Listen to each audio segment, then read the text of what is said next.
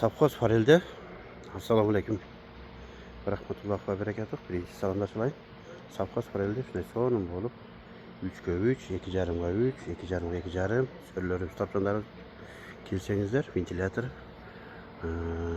shamollab so'nim qilib ko'lakada o'tirasiz. Kelib siz ko'rasiz. Bugun bizga so'nim bo'lib qo'noqlarimiz keldi.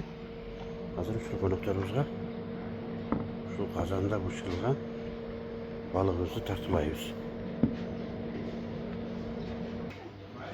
Şunday olup 3,5 kilogramlık qozonda pishirgan balığımız hazır. 8 kamyonda qonaqlarımıza girip ketdi. Şu qonaqlarımızı hazır soğan qilib tartılayız. Onda bizim bananlarımız sonun oluyor kaldı. Qaramiz. Bu yerda qumuşlar bo'lib gullarimiz turadi.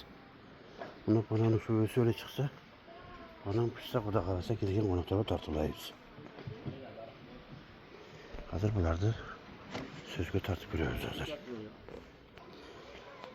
Bunda kamile güldürüyoruz. Güldüp soğuk oldurat. Bu da kalırsa yerteki çiğitisinde Afganlar geldi.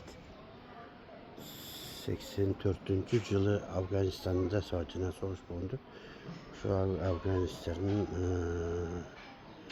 soğuşlar, Batken soğuşlarda geldi. Yerteki kuda halası.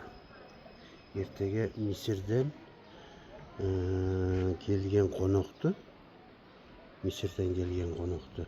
Şeyh'ti. Karasu'nun Moldolar alıp geldi. Yerteki çalan imanlar Moldolar şu yerde sığ görüyordu.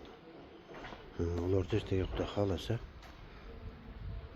saat 3'ge 4'ge gelip olsa gerek. 3'ge 4'ge gelse orada cakşalıp silayız. Kulak halasa bir kabinamızda koyup borsa kaymaklardan koyup mangalga da pişiramiz, kazanga da pişiramiz. Kıskası şu Mısır'dan gelgen